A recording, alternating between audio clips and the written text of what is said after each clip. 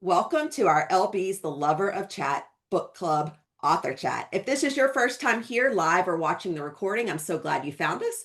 I've had the honor to interview over 80 debut to best-selling authors, and readers like you have helped my YouTube channel, LB The Lover of Books, grow and amass, drum roll, y'all, I'm over 25,000 hours watched. So kudos to all of y'all and what great authors we've had to listen to. I so appreciate you taking that time to like and comment as it helps more readers find the content, and especially subscribe. That really helps. So let's go ahead and introduce this wonderful author. John Boyne is one of the most successful and critically acclaimed novelists of his generation. In a career spanning more than 30 years, he has published 15 novels for adults, 6 novellas, 6 novels for younger readers, a short story collection, and a picture book. Multi-talented, I would say. His most famous book, The Boy in the Striped Pajamas, was a New York Times #1 bestseller and adopted for film, theater, opera, and ballet, selling more than 11 million copies worldwide. I feel like I should have done a drum roll more for that. It is used in schools on every continent to introduce young readers to their study on the Holocaust.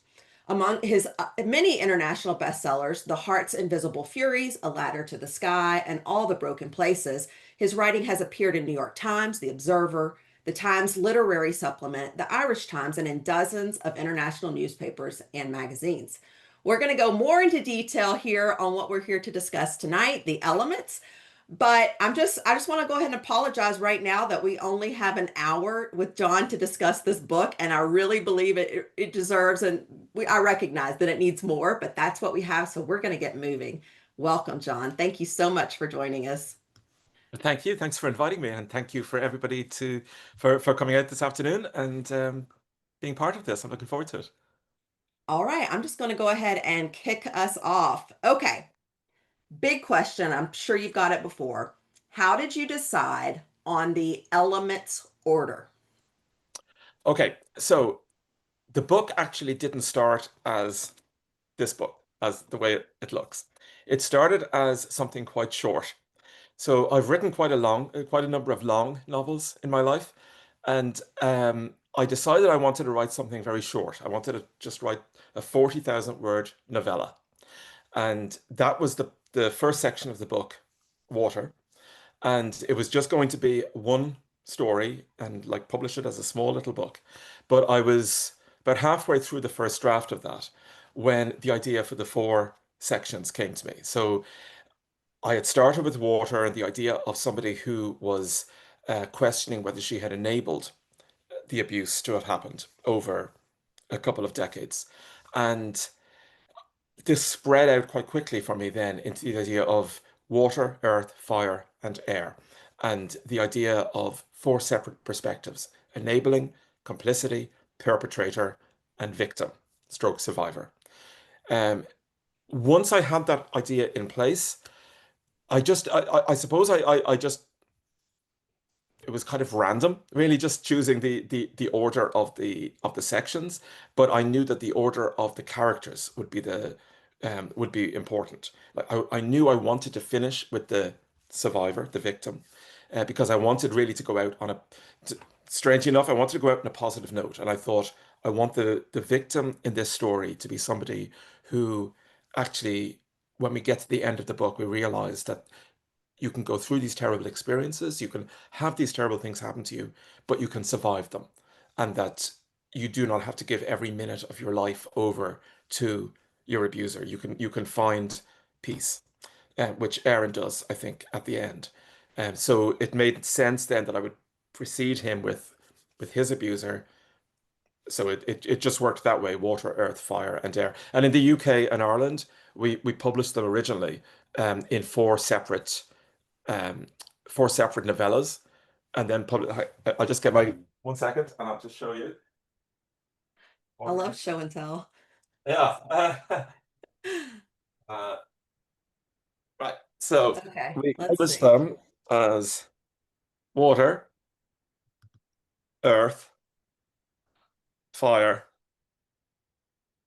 air. So they're all quite short, and then put them all together into one big book, The Elements, Oh, which I have in the FOMO right States, now. in the States looks like that. So, and so different countries have done them in different ways. But I wrote them in the order that you read them in the book, obviously, and that was just the order I chose.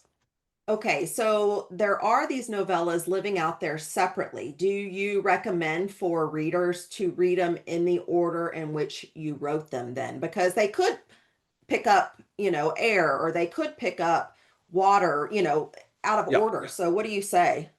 Okay, so one thing I felt very strongly about at the start was that you should be able to read, I think you should be able to read a book, any novel, without having to have read other novels. So even though I knew I was going to publish these in my side of the world, in these four uh, little books, I felt you should be able to read one without necessarily having to reference the other ones. So therefore, when it's published in one big book, you could theoretically read them in any order and you would have a different experience. It's hard for me to know what that experience would be because of the fact that obviously I wrote them, so I know what they're all about. But theoretically, they should be self-contained. That was the way I looked at it, that I wanted a minor character from each to be the narrator of the next one, but that you should have a very singular journey on each particular section of the book. Yeah, I mean, me reading the American book, I obviously read them in the order in which you wrote them. Have you had experiences from readers that haven't, that have, like it's hard for me to even imagine what that different experience would be, but I'm just curious. Yeah, I have because like over the 2 years that we were doing them in the UK, so I would every 6 months I would go out on the road and do festivals promoting each one of the novellas, and readers would say to me, "Oh, I just read Earth or I read Fire, and I hadn't read Water, but now I'm going to go back and read that," and that was fine, But that said, I think it probably makes, if you're going to read them, it makes sense to read them in the order in which they were published. There's no particular reason to read them in a different order. I would suggest reading them in the way that the American publisher has published it as one go. Well, I will say I know some American readers that were reading your novellas as they came out and were just chomping at the bit to for them to come. They couldn't stand, like I got to read it immediately, but to have to wait, I think um was really hard for them, but they really appreciated having that next book out.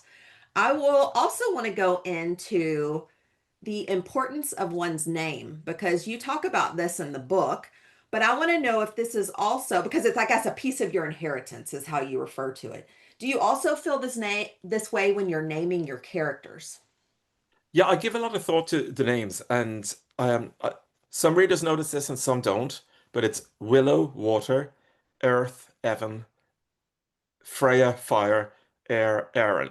So each of those are initialed in the same in the way they are in the book, and I do give thought to them and sort of I think it should be the same as the same thought you give to the physical description of a character in a novel, or the way they speak, or the way they behave. Names do sometimes say a lot about us, and of course we open the very first line of this book is the first thing I did when I got to the island was change my name. Right. When Vanessa, as she was, goes to an island, changes her name to Willow, shaves her head, wants to immediately get away from the years that she's had, but also the drama of the public shaming, I suppose, in Ireland that she's gone through. So she begins by changing her name entirely and I guess adopting an entirely new persona. Well, I love that really all four of those characters have a piece of your inheritance, almost like that you put so much thought into them. They are all beautifully done. But I want to start with water, since that's where your writing began. Yeah. You begin with the description as for water is the crust of elements and will swallow up anyone who challenges it. Talk about how you wanted to portray water, especially with regards to Willow. Okay, so I send her off to an island, as you know, off the west coast of Ireland. I don't name it, but it's basically one of the Aran Islands. I'm sure some of the listeners maybe have been to one of those.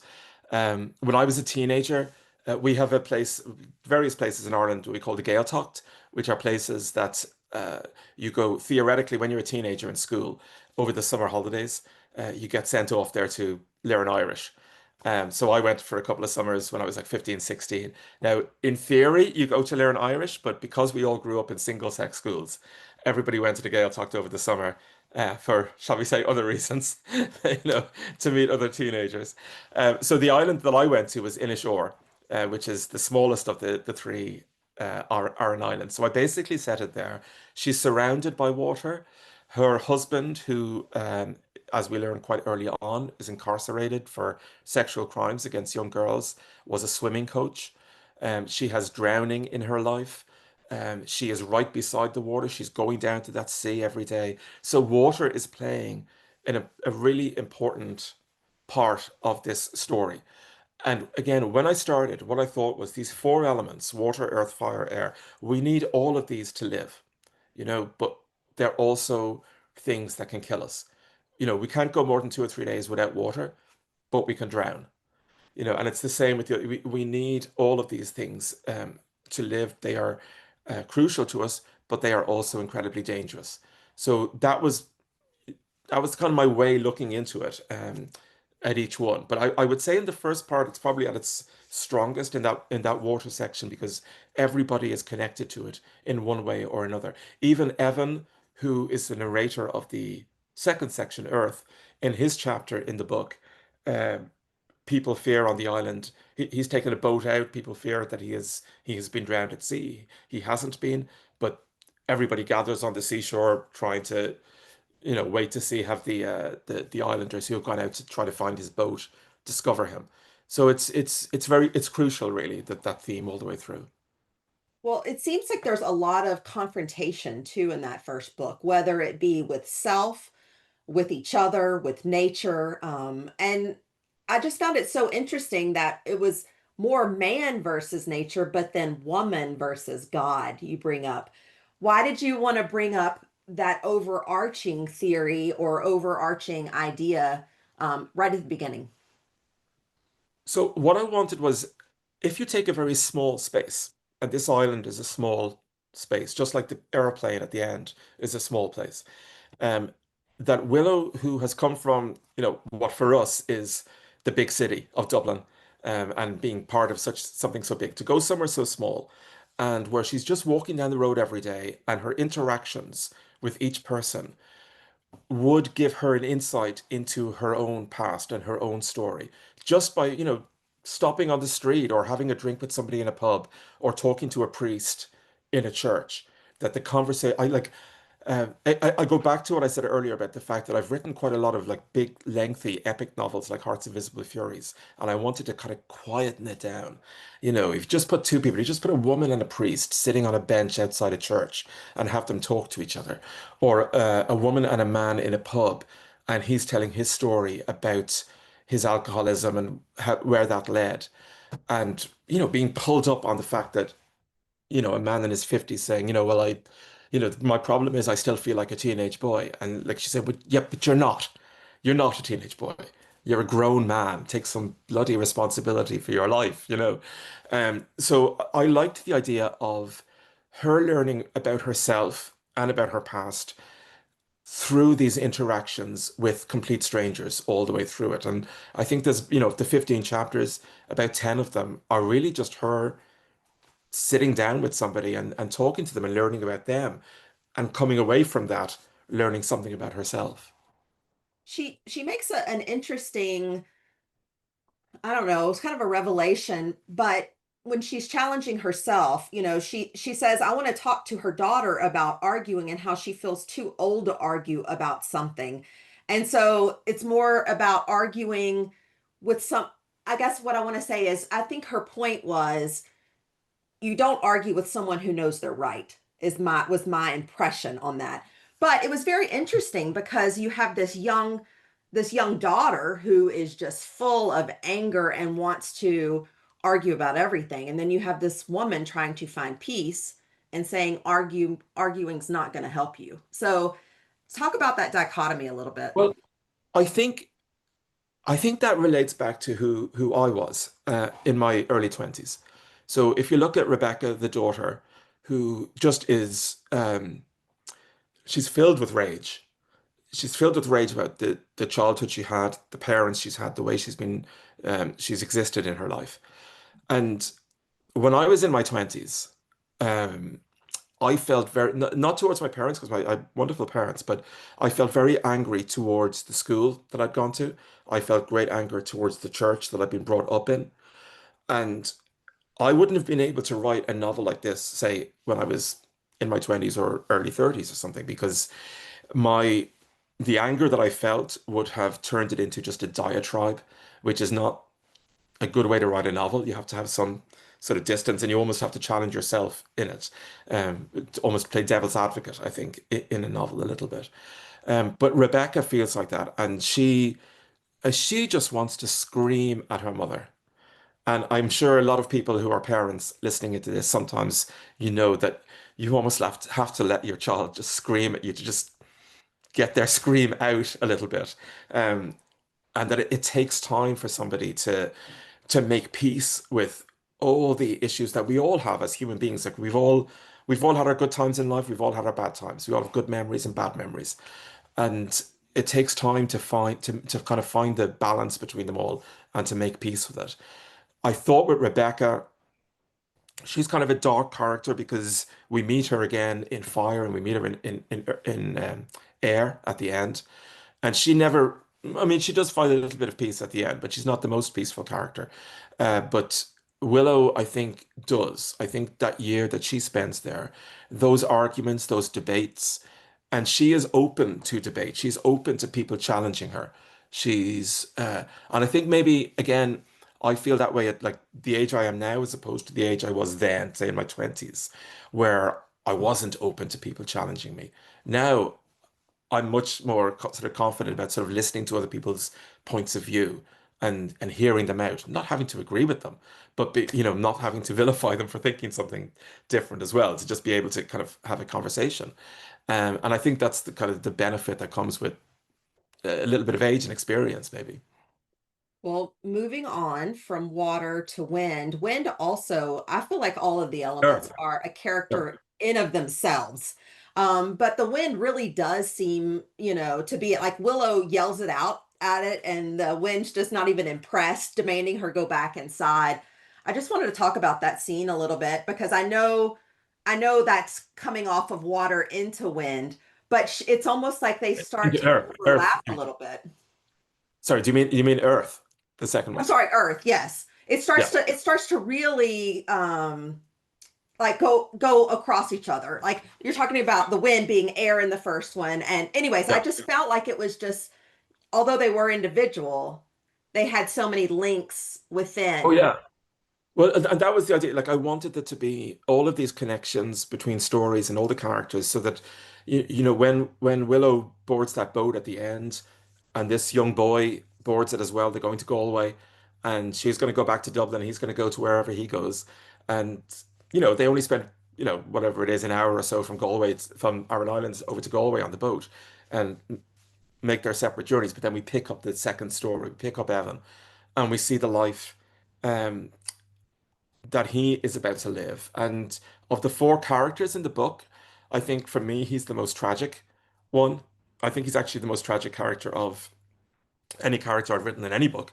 I find him, even though he does something terrible, for me, I find him quite a sympathetic person to write because he is somebody who seems so damaged from the start and is just trying, desperately trying to find love and peace and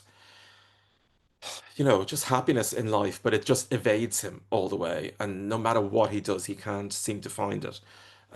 Of the four sections, I have to say it's the one I like the most. It's the one I'm proudest of.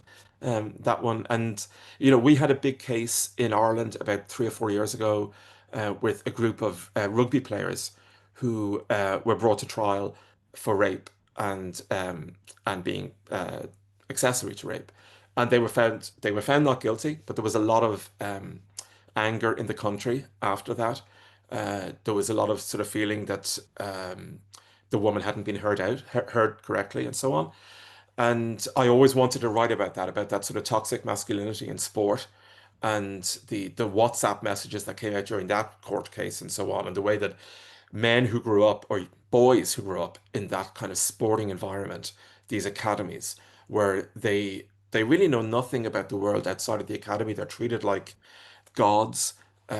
They know nothing about they see women as just being there for, you know, their own pleasure. They don't care about them and almost cannot accept when anybody says no to them.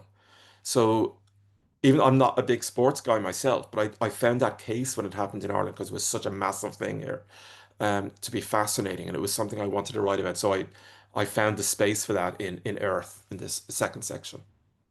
Well, I apologize for misspeaking earlier. With Earth, I also loved how it kept showing back up in his art. No matter what he did, the mud, he, was always on that canvas, no matter what he did. Yeah, he Um, can't escape his past. He no. can't escape how he grew up. He can't escape his father. He can't escape that island. He wants to. He does like he does seem lost from the start. And for anybody who hasn't read it yet, with him, of course, he wants to be an artist. He's desperate to be an artist, but he's just not good enough.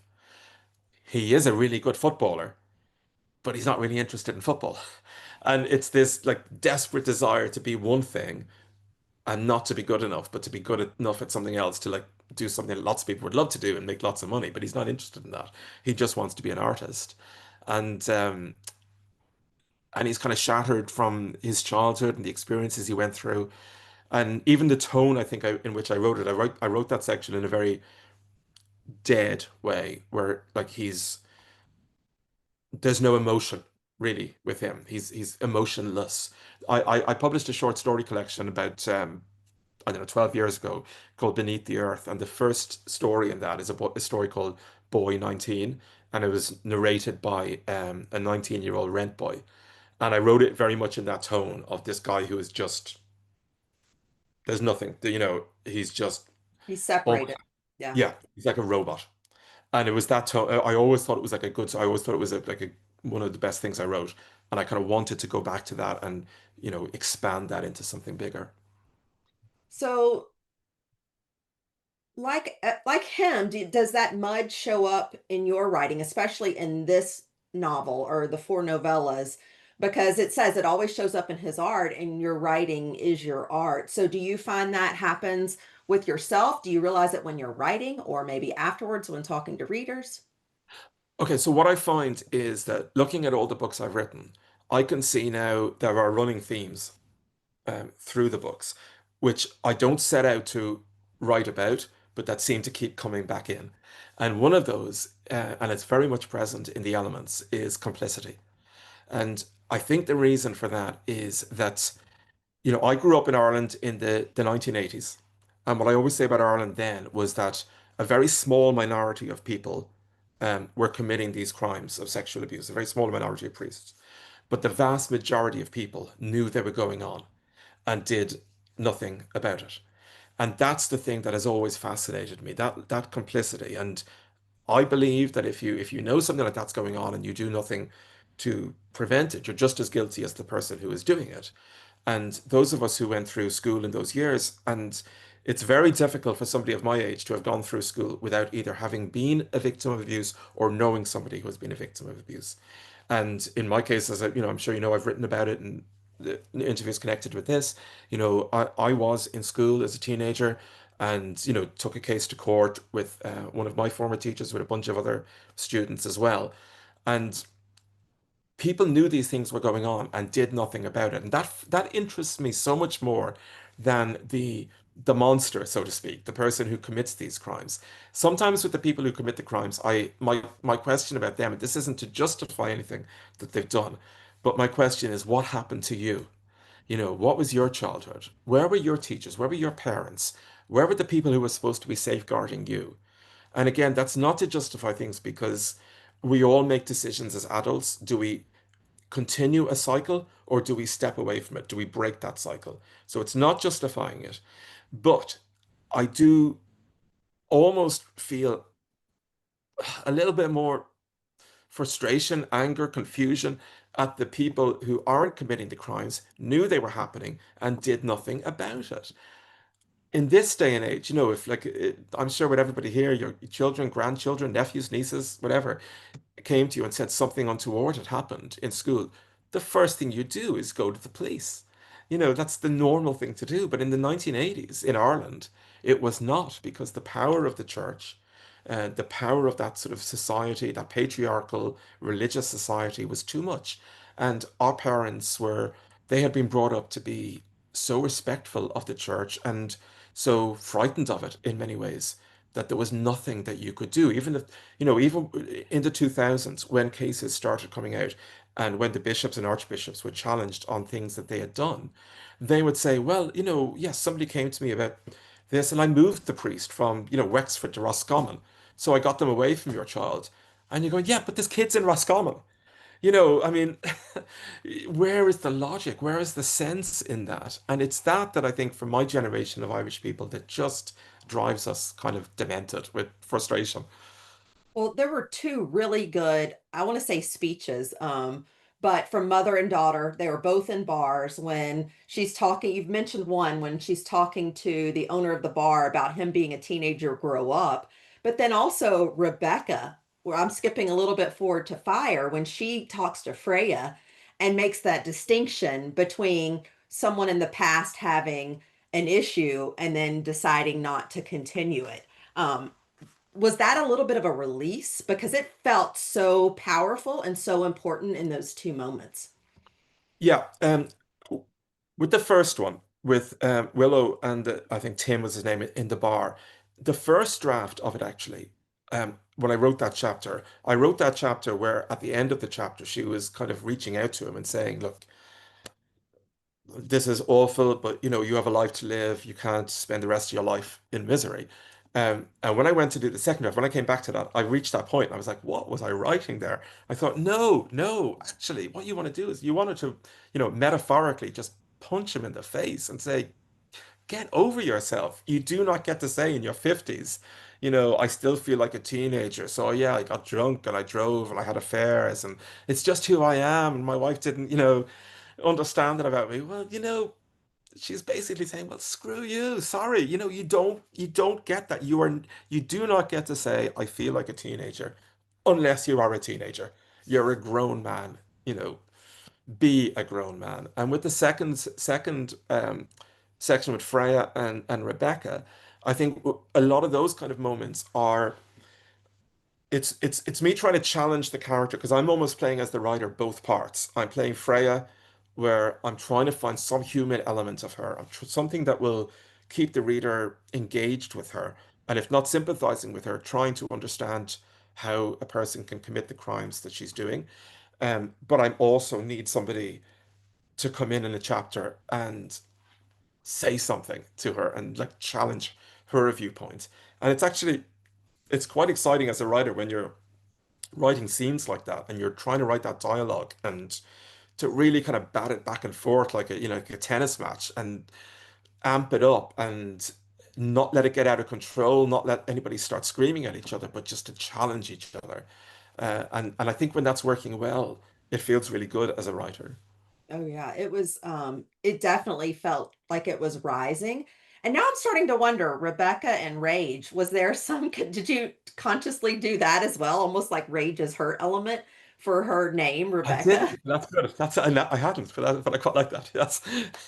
All right, let's go ahead and move on to Fire and Freya's story. Why did you choose that story in particular? Because I mean, she had a brutal childhood.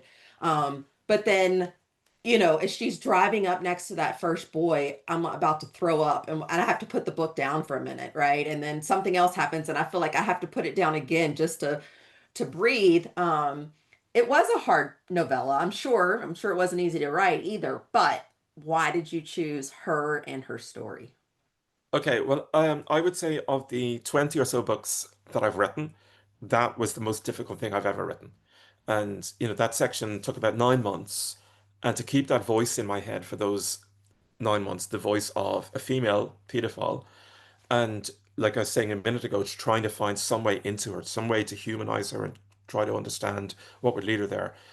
It weighed down on me, I have to say, also because it was the third of the four, so I was far away from the beginning, but I still had a long way to go to the end. So, it was very difficult to write. But I knew I needed one section which was narrated by the perpetrator, and I didn't want to write a male perpetrator. Now, the vast, vast, vast majority of sexual crimes are, of course, committed by men, but not absolutely all. And I have noticed in recent years this that there is you see a lot in newspapers about it seems to be often like women in positions of responsibility in schools, teachers who are arrested for having um, I can't say relationships because they're not relationships, arrested for raping their male students because once they're a minor, it's always rape. Legally, it's rape. And but when you see these things in the papers, if you make the mistake of reading in the comments section, what you will see is you will see guys saying, I wish that had happened to me when I was 15. And that kind of thing, as somebody who it did happen to at 15, frustrates the hell out of me. Because the same people who would say that would be the very same people who, if your 15-year-old daughter was raped by a male teacher, you'd be out there with your pitchforks, and you'd be out there, wanting the full force of the law to come down on them. And so it is the same whether it's a boy or a girl. Abuse is abuse, and sometimes with boys, I think it can take longer for that abuse to. I could be right or I could be wrong on this, but it can take longer for that person to realize the effect of what has happened to them as a teenager on their lives. But it will come out at some point. And even if it doesn't, it's not supposed to happen. It's against the law and it's morally indefensible. So I wanted to explore, and of the four pieces, it's girl, boy, girl, boy. So it's two female narrators, two male narrators. So I wanted to explore that from her perspective, just to kind of get away from kind of the obvious cliche of writing 40,000 words about a 40-something man who is abusing a teenage girl. Well, I can't even imagine what that was like for the 9 months, but she is so interesting because she's a totally different person when she's a doctor. When she's doctor, she does, it seems like she has compassion towards Oh, her she does. patients. Yeah. And she's very responsible. She is very good at her job, very respected. And I don't think there's a patient she's worked with who would criticize her. But this is the whole point, that you can be that person in your professional life, and then you can go home and you could be a completely different human being. It's like sometimes you know that phrase when you hear about, like, say, serial killers or something, and the neighbors say he was a quiet man, always kept himself to himself. And you could be having that sort of life, but you can be going out and doing appalling things that we all might have a front that we put onto the world, but inside we all have our secrets. We all have our our odd, not as much as Freya, hopefully, but like we all have our front that we put to the world. But she is incredibly empathetic to her patients, and if one of her interns or something doesn't do the right thing, she's on them like on them in a heartbeat. Um, but outside of that, she's a totally different human being. She also, I think in that same bar conversation, or maybe it was before, they talked about going through life without a conscience. And the discussion there was intriguing. Why did you want that to come up for us readers? That's a phrase I've had in my head for some years. It must be very easy to go through life if you don't have a conscience. And it's something about 12 years ago, out of the blue, I said to um, somebody I had been in a very, very, very long relationship with. And as we came out of it, I just said to him one day, the line came, I was so angry about something. I said, it must be so easy to go through life without a conscience. And it was something I really felt, whether I was right to feel it or not. It was something I really felt at the time. But the minute it was out of my mouth, even though I was angry with him about something, there was also that part of my brain as a writer saying, "Oh, that was pretty good. I should keep that, and write that down and use that at some point." And I wanted to. It just stayed with me. I wanted to do it, and I felt in some point in this book that it would come up to say that um how easy it would be. The reason, like, we all get angry about things. We all do. The reason most of us don't, like, go out and, like, murder people, um, isn't because we fear that we'll get caught. It's because we generally have a sense of right and wrong. That we think I can't have this on my conscience. Not even murder people, but you don't steal or we don't do all the like terrible things that you can get arrested for. Not because we're afraid of being arrested, but because we know the difference between right and wrong and that we have a conscience. But there are people who I think don't. That there is a part of a brain maybe that just doesn't have any empathy, doesn't have any compassion, doesn't feel any conscience about anything. And in some ways, it's not what I would want for myself, don't get me wrong. But in some ways, it must be a very easy way to go through life if you don't have a conscience, if you can just do whatever you want and feel nothing. But like I said, it's not what I would want for myself. But those who behave in that way, I don't know, you need a deep psychologist, I think, to get into it. But yeah, it was a line I just felt very strongly I wanted to use in this book. Well, Dale in the comments says it exactly. Like we all come with our own perspective, but yet you put this female to break the stereotype, and now we have to live inside her head with you. I mean, I know you wrote this, but we are reading it inside her head. Um, how were you able to maintain that over 9 months? Oh, I think just from experience really of writing that, I've been doing it a long time and it,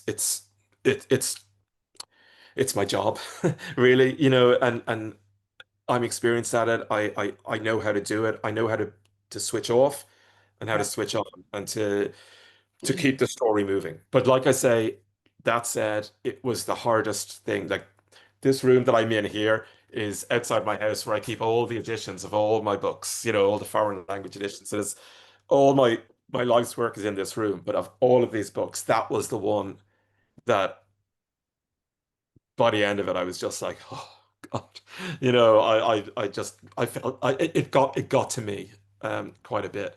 And if it Well, gets to me as a reader, at the same time, I thought that was good because if it gets to me as a reader, as the writer, I want the reader to have an emotional response. Like I always want that with every book. I want you to, if it's supposed to be a comic novel, I want you to laugh. If it's supposed to be a sad novel, I want you to cry. If it's supposed to be scary, I want you to jump. Because as a reader, that's what I want. I always say about myself that I'm much more an emotional writer than an intellectual writer, that I write from the heart more than the head, that I want that kind of emotional response because that's what I look for in the books that I read. well, Jocelyn has the perfect follow-up question. Why did you end her story the way you did with one more victim? Because I felt, she's there's no salvation for her. You know, she got ruined in her own childhood, and nothing is going to change for her. And she knows it's over. And before she's going to be taken down, before she's going to get to the courts, she's going to destroy someone else. She's got no, she has no conscience, and she just wants. She's so angry with the world. She has been so damaged that she just can't help herself. Yeah. Well, we are all grateful that you did put this into your job, as Dale says. Colette wants to know how long it took you to write the four. You said nine About months for Fire, but that, yeah, I think about 2.5 years, the whole thing. okay. But again, the first one was in shop. The Water was in shops in the UK while I was finishing Fire, the third one. So I knew I couldn't go back and change anything. I was thinking of it in the way, when you go back to like those 19th century things like say Dickens serializing in newspapers, that, once you commit to a section and you publish it, that's it, you're stuck with it. So even when it came to whether it was the US one or the UK one as the big one, I wasn't going to go back and change anything. That I would write the section and I would have to live whatever I wrote. So it was about 2.5 years, the whole thing. Okay, but you said initially you've written all these epic novels and you were looking to do something shorter. But it seems like it would be even more stress, or was it not, to just say like what's there is there and I don't have to go back for edits or changes or plot, whatever. Because to me, like my heart started racing when you said that, like, oh, that's right, I have to make sure this works. I suppose, but it seemed like it was a challenge, and it just seemed right to me. Like I don't like the idea of a book coming out and then having a different version of that book, down the line. I just felt I'm just going to have to do it right each time, or as right as I can do it, and stick with it. So I think that the biggest challenge was really, I mentioned about when I was writing the third part, Fire, that I was so far from the beginning, but I was still so far from the end. I still had air to write. That was when it was sort of it was becoming harder on me. I had deadlines, for the UK publisher. The story itself, because of the themes, was beginning to really weigh down on me quite a bit, and I wanted to, I did get to the point where I was looking forward to reaching the end and, moving on to something a bit more lighthearted, shall we say. Um, but that's all part of the job. That's all part of the challenge, and it's still exciting for me to do that. So Do you think you'd do it again, that process? maybe in the future, but not anytime soon. I think it was a good challenge at the right time in my life, but I'm working on the next book, and um it's actually a long book as well, but it's historical and comic and tragic and dramatic. It's a bit of everything in it. Um, I sometimes think each book is almost a reaction to the last, that this is first person, contemporary, dark, and what I'm writing at the moment is third person, historic, and quite lighthearted, a lot of it. And it's almost like you need a different part of the brain. You've exhausted one part and you need to do something completely different. Yeah, you're refreshing the soil. So can you tell us any more than that, or are you at a place where you can discuss more? Probably not. No, Not just quite like yet. still not quite yet, but it's Okay. getting there. It's getting there. Well, we will wait anxiously to see what's coming next from you. But we do have one more novella to talk about, Air. Yes. And you did talk about it starting, in a very small place. And I loved the concept of alone versus lonely that came up in this part of the book. Can you talk about that a little bit? Yeah, well, so we meet Aaron on the morning of his 40th birthday. We've met him in the third section, Fire, when he's in his early 20s, but we meet him now. He's 40 and he's traveling from Sydney to Ireland with his son, who's 14. And I mentioned earlier in that section that most parents worry most about their children when they're toddlers, 5 or 6, can't leave them out of your sight for a minute. He's most worried about his son because he's just turned 14, and what happened to Aaron happened when he was 14. So he's aware of the dangers out there for teenagers, boys that age and girls that age. And in his time, of course, in my time, the danger out there was in the real world. Now the danger is, I don't have it here, but it's on your phone. That's where kids have the danger these days, and he's terrified of what's going on that little block of black little phone that he has, and the connections he's making through it. And he's always been a good dad. He's always been close to his son, but by becoming so overprotective at this point in his life, he's pushing his son away. And I decided, I would put the two of them on a plane together for 24 hours. And if you spend 24 hours on a plane, or any like in a small space with someone, you have to talk to each other. You've got no choice. And so it was kind of locking them into a room basically. And I knew I could give them like some good dramatic moments, bits where they're like kind of, tearing shreds off each other, and bits where they have heart to hearts. And the way I was looking at it was that either they will come out of this story at the end um, broken, away from each other, or more connected than they've been since he was a little boy. And I did want to, no spoilers, but I hope, maybe you've all read it, but I did want to go out on a positive note. I felt a book like this, I just couldn't go out on a negative note. I felt, there's too much unhappiness throughout the book. And I thought if anybody deserves happiness, and if there's any message that I need to get across at the end, it's that the victim stroke survivor is the one who actually can come out at the end and say, no more. I still have 50 years of life in front of me, and I'm not giving my abuser another minute of my time. Well, I also love that it came up in this portion where it says the reader just wants them to survive and be okay. And I did feel that because I did need that ending. Like I really did at this point. Why did you And it's choose? lighter as well. There's some I think there's some decent light-hearted moments. There's some jokes in that section. And the kid, Emmett, is, he's fun and he's cheeky. But he's also 14 and he's trying to figure himself out.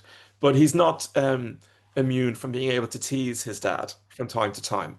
And and occasionally say something loving to his dad that you just know that if your 14-year-old says something loving to you, it's going to be once in a blue moon. So you take it, and it means so much to Aaron when he says these things. So when you're writing it, so did you always know when you start? I mean, obviously when you started water, you did not know it was gonna land in air because you hadn't made that connection yet.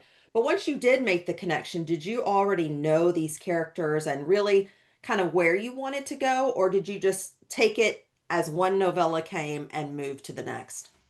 The latter. I took it as it came. I just all I did was say to myself, um, enabler, complicity, perpetrator, victim. And then I just stuck with the section I was writing. And I'd wait till I got to the end and I'd kind of sign that off for myself. And I'd start the next one and I'd see what my story would be. And I didn't really want to think too far ahead actively. I mean, I guess in real life, I could be going for a walk and I can't help it. It'll come into my head and ideas will come. But I wasn't actively doing that. But that's the same way that I generally write a novel. I start with an idea or a character or a theme, and I'm not being facetious, but I do tend to just make it up as I go along. I let the story build in front of me. I don't like plotting. I don't like planning. I don't like knowing what's going to happen. I sort of trust myself that if I start with something that's interesting to me, I'll find my way along and I'll find my way through a story, and characters will come in and ideas will come in and it will build. And after 25 years of publishing novels, I trust myself to for that to happen. Well, I loved that this novel came full circle, starting on the island and ending on the island. Just it all came together with all of the elements. It really is a beautiful book. Thank you. All right. It is time for some rapid fire. Um, just what's off the top of your head? Are you ready to go, John? Oh yeah, I love rapid fire All questions. Go right. for it. Are you one of those authors who like to rent a remote place to write? No, no, I'm not. I like to write a first draft here in Dublin, and then I like to just take it, if I'm traveling, if I'm on holiday, if I had a book tour, just it's on my laptop and I don't like being isolated. I'm happy to just go out into the world with it. How do you take your tea?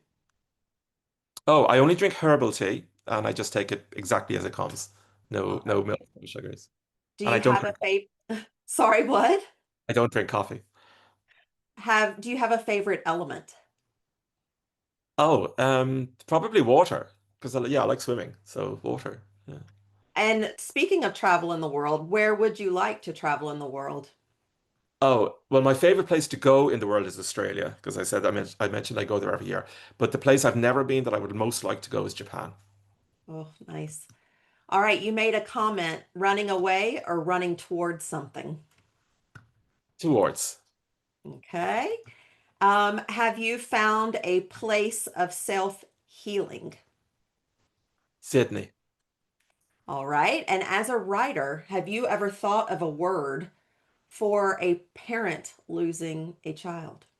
No, no, I haven't. And I say that, don't I, in the book, that I You always do. find that strange that you lose a husband or wife, you're a widow or widower. You lose your parents, you're an orphan. And that there's no word for a parent who loses a child. And the reason I say in the book is because it's against the natural order of things. So we choose not to have a word for that. And then you've already answered this one, but I'd like you just to say it again. Happy ending or not? Happy. All right. Thank you so much for that. I really appreciate it. I do want to tell you that last time we had our author just a week or two ago, it was Rachel Joyce, and Oh she yeah. said she absolutely loved this book and she wished she could be here and to tell you that. So Oh, wanted to lovely. pass on that information. She's a real fan, just like all of us. She's a terrific writer. Oh, she really is. All right, now it's time for all of you, if you want to ask a question, and I'm going to look back in the chat box and see what we missed. But if you would like, go ahead and raise your hand and I will ask you to unmute. Anissa. Hi, Albie. Hi, John. Hello. Thank you so much for being here. I have a variety of questions, but I know I can only hit one. So, with Willow, I was very interested in that you put her out there in meeting people and talking to them. And she said, that she felt like she'd rather do that than and get ahead of it than them, making their own decisions. And I was very curious, is that something that you maybe experienced in your own life with the situation, and that was why you put it, because I thought that was very interesting, because most people would have just holed up and not really been out other than maybe to grab some food, and probably did that at a point when no one else was around. And I thought that was very, very interesting, and I thought that it made a real difference in her character for me personally. Yeah, I think it is the kind of way that I have lived and the way that I've understood myself most and at difficult times in my life. It's by almost by hearing other people's stories and talking to other people and learning about them.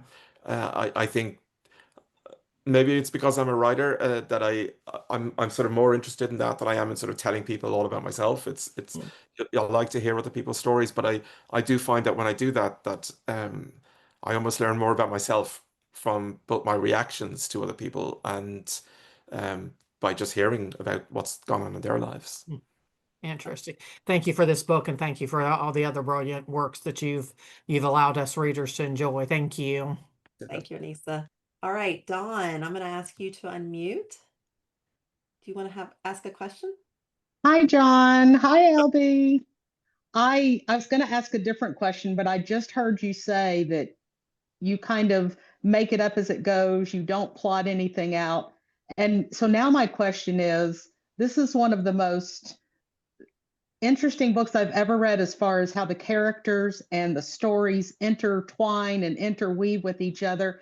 So now that I know that you don't plot that out, how in the heck did you keep all that together to be able to make those stories cohesive?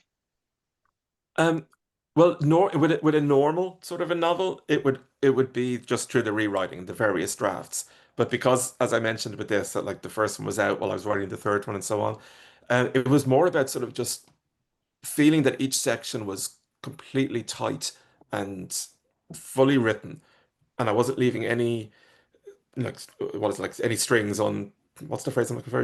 Anything loose. That I had every No section loose, yeah. exactly as it should be. And um and I felt if I did that, then I would be able to kind of commit to the next section, that I wasn't leaving any strings untied behind me. So, but other than that, I guess just I mentioned experience earlier, that like just knowing in my head that sort of instinctive way of how to write a novel and how to keep it moving, and trusting myself, and that trusting yourself is so important when it comes to this. It's a gorgeous book. It's a difficult book to read. And so, as I'm recommending it to people, I'm telling them it's a very difficult read, but you're going to be glad that you read it. So, thank you so much for this. I just finished it late yesterday, and so it's still fresh in my mind. And Okay, it's thank you. a gorgeous, gorgeous book. Thank you. Thanks, Dawn. All right, Maria, I'm going to ask you to unmute. Would you like to ask a question?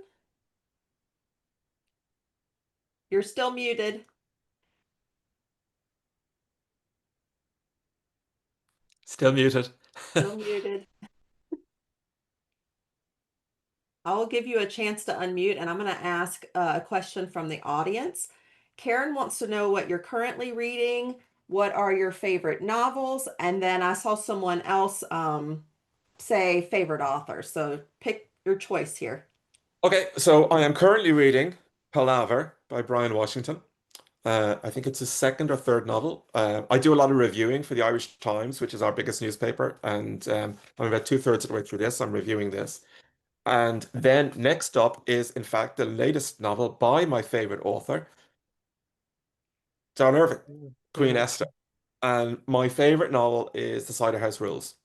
And this is, I guess, a prequel to The Cider House Rules because it takes Dr. Larch back in the 1940s, I think, before the experiences of Cider House Rules. So I'm going to be reading this next, and I cannot wait. Oh, exciting, exciting. All right, Maria, it seems like you may be Yeah. unmuted. Wonderful, thank you. Have you been to the US? Because Yeah. yes. Yeah, I've been to the US a good few times, and Okay, I missed you. For your the future book that you're writing, are you going to come to New York? I hope so. It'll be out next September. So, Okay. all going well, maybe my publisher might bring me over for that. Oh, So fingers hopefully. crossed, it would be nice to do a You few did events your in there. audiobook for the elements. Do you enjoy audiobooks? I mean, did you choose the narrator or Yeah, the way it worked was like the UK publisher, what they do is they suggest a couple of voices and send off little MP3s to me, and I listen to them and um, see what sounds kind of right. And or sometimes I would suggest like fire the third part. An actress friend of mine, I'd suggested her Anna Friel for it, and so she did that. So I do occasionally, during COVID, I got into audiobooks because, you weren't able to go too far from home, but I have a big park across the road from my house. And so I would go for walks around the park and I started listening. I found what I preferred listening to as audiobooks was like thrillers, where it was like really plot rather than say something kind of literary where you wanted to kind of concentrate more on the words. I found myself listening to a lot of thrillers as I would walk around the park. I read 10 of your books and I hope to finish all your backlist and all of them. I just love every single one, everything you Oh, write. thank you Thank you so very much. much. And I hope Thanks to so meet you much, one day. Maria. Thank you. All right, I think we have time for one more.